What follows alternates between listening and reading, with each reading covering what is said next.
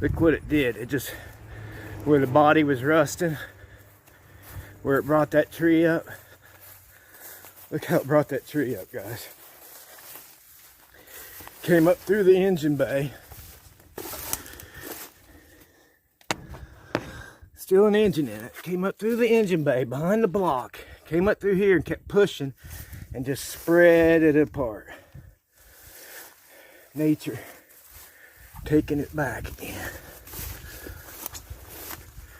Little cool bike he's got. Very rare Crosley right there. All these are a lot of Crosley parts back there. It's cool to see a Sunbeam Tiger, but I mean, you got cool wheel on it there.